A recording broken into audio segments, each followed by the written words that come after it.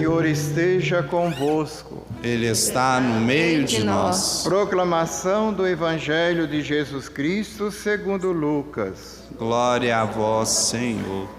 Naquele tempo, o anjo Gabriel foi enviado por Deus a uma cidade da Galiléia chamada Nazaré, a uma virgem prometida em casamento a um homem chamado José.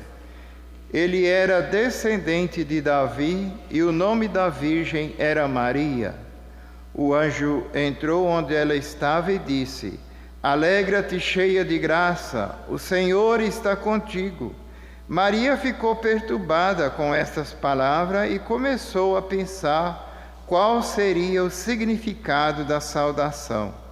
O anjo então disse-lhe: Não tenhas medo, Maria, porque encontraste graça diante de Deus. Eis que conceberás e darás à luz um filho, a quem porás o nome de Jesus.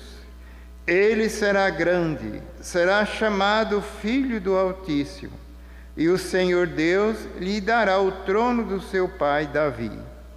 Ele reinará para sempre sobre os descendentes de Jacó, e o seu reino não terá fim. Maria perguntou ao anjo: Como acontecerá isso, se eu não conheço homem algum? O anjo respondeu: O Espírito virá sobre ti, e o poder do Altíssimo te cobrirá com sua sombra. Por isso, o menino que vai nascer será chamado Santo, Filho de Deus. Também Isabel, tua parenta, concebeu um filho na velhice. Este já é o 6º mês daquela que era considerada estéril, porque para Deus nada é impossível. Maria então disse: Eis aqui a serva do Senhor, faça-se em mim segundo a tua palavra. E o anjo retirou-se. Palavra da salvação. Glória a vós, Senhor. Queridos irmãos, queridas irmãs, quarto domingo do Advento. A caminhada chegou. A esperança hoje deva fazer brotar no coração de cada um de nós a presença de Deus. Deus virá em socorro à humanidade. Deus virá em socorro ao seu povo.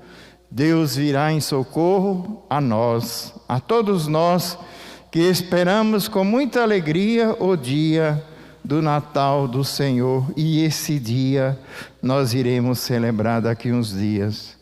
Hoje, apenas Jesus reconhece Natã, e Natã reconhece que a manobra entre o céu e a terra está feita. Deus escuta o clamor do seu povo, e em Natã, e no seu testemunho de vida, pede que ele seja mais correto, mais assim firme naquilo que ele propaga e naquilo que ele acredita. Não é somente falar de Deus, mas dizer de um Deus que vem para ficar junto com o seu povo. A sensibilidade e a sinceridade que existe nesse fato, nesse acontecimento, diz na segunda leitura também de hoje, nós temos que sentir essa presença de Deus. Nós temos que confirmar que Deus está em nós, que Deus veio para nos salvar, para salvar a humanidade e, sobretudo, a humanidade sofredora. A característica de um pai que cuida bem e quer bem ao seu filho, assim Deus demonstra na sua integridade, na sua fé, na sua moral, para que cada um de nós sintamos a força e o desejo da gente participar verdadeiramente desse novo projeto de vida. E para nós hoje, vivendo esse tempo de pandemia, não existe outra coisa, outro remédio melhor do que a Eucaristia, a presença viva, mesmo muitas vezes sendo impedidos da gente procurar e ter acesso à Eucaristia. A própria palavra de Deus dizia: haverá tempo que procurareis e não achareis. Olha ali a palavra de Deus se cumprindo. Quando eu podia, eu não ia. Quando eu queria ir, não podia. Então é um fato assim, bastante importante na vida de cada um de nós, que nós vamos celebrar. Estamos celebrando essa alegria, essa paz, essa esperança, de vivermos, colocar no nosso coração, que Deus faz parte da minha vida, que Deus tem um plano para que cada um de nós possamos realizar, que nós possamos sair do anonimato de sermos pessoas cristãs, católicas, que se dizem verdadeiramente, professam, mas no dia a dia não proclama a fé em Jesus Cristo. É isso que a palavra de Deus neste domingo nos chama a atenção. Sermos pessoas mais coerentes, sermos pessoas mais pertas de Deus, sermos pessoas que não se entregam diante das dificuldades, dos fatos, dos acontecimentos, das catástrofes, das tragédias que muitas vezes nos rodearão, mas nem isso é capaz de nos tirar. O maior remédio que nós possamos, como cristão, que confiamos em Deus, é a Eucaristia, é a presença de Jesus em nós. E testemunhar isso é muito difícil, é um desafio. Muitas vezes a negação a Deus, a negação a Jesus está tão presente nas nossas atitudes, na nossa vida e no nosso dia a dia, porque a gente se deixa entregar por fato, por coisas que muitas vezes não faz parte dos filhos de Deus, mas os filhos de Deus se deixam levar por tais circunstâncias. Aí vive a fraqueza da fé, vive no anonimato de um testemunho que poderia prevalecer. Então não há morte, não há doença, não há pandemia, não há nada que possa nos ameaçar se nós temos o nosso coração voltado para Deus. E nesse domingo da esperança, que essa esperança seja movida pelo fato da gente acreditar e a gente poder botar fé naquele que nos enviou, naquele que nos criou, naquele que nos fez homens e mulheres, pessoas convictas da sua missão e daquilo que nós temos no nosso dia a dia para caminhar. Não vamos olhar o mundo com os olhos do mundo. Não vamos fazer julgamento com as coisas mundanas, com as coisas do mal. Mas vamos pensar que diante de tudo isso, existe um Deus, o qual, naquele que nós confiamos, nós acreditamos e aceitamos, que Ele vem para fazer morada no coração e na vida de cada um de nós.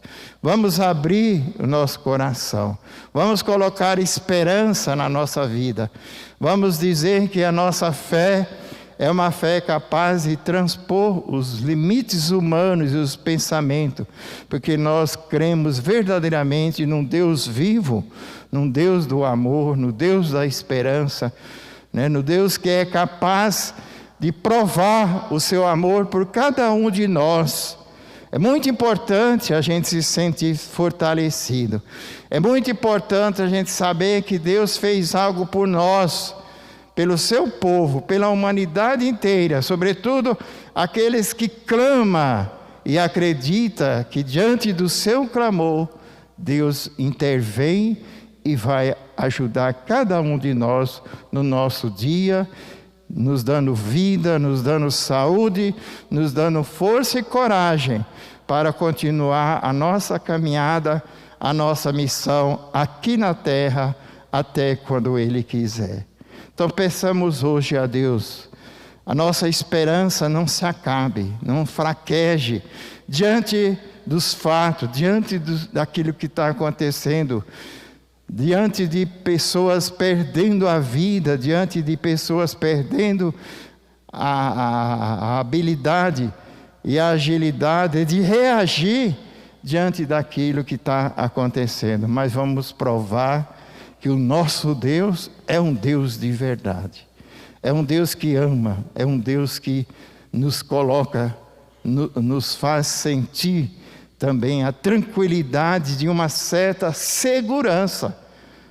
Se eu creio em Deus, eu tenho que acreditar, e eu tenho que fazer com que essa minha crença, não seja uma crença do vai e vem, mas sim perseverante na fé, no dia a dia, acreditar e dizer: eu tenho fé e eu acredito que Deus vai me livrar e Ele vai fazer com que eu possa sair desse meio, desse povo que muitas vezes abusam, que muitas vezes desacreditam, que muitas vezes reagem de uma forma contrária àquilo que Deus gostaria de fazer na sua vida.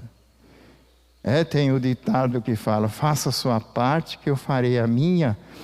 É Deus que muitas vezes cobra de nós uma atitude de pessoas. Escuta aqui, você vai se entregar à doença, você vai entregar ao sofrimento, você vai se deixar levar por situações que você sabe que não é minha, não vem de mim, mas sim do próprio ser humano, que cria circunstâncias, situações, cria uma realidade onde muitas vezes Deus não está presente. Deus não está presente, no sentido de que a pandemia, a doença, as enfermidades não faz parte do plano de Deus para a nossa vida.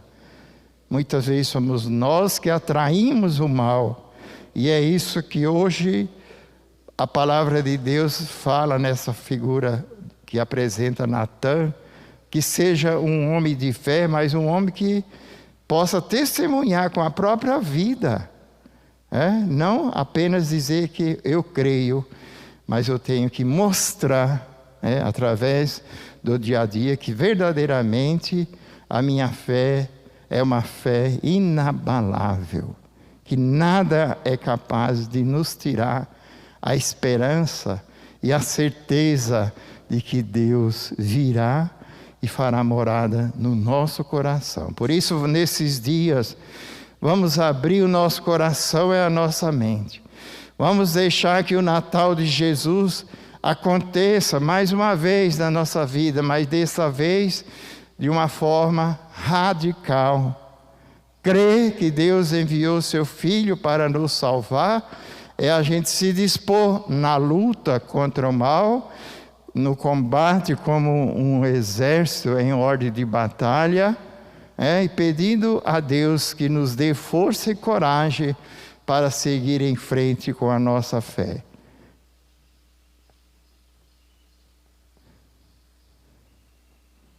Creio em Deus Pai Todo-Poderoso,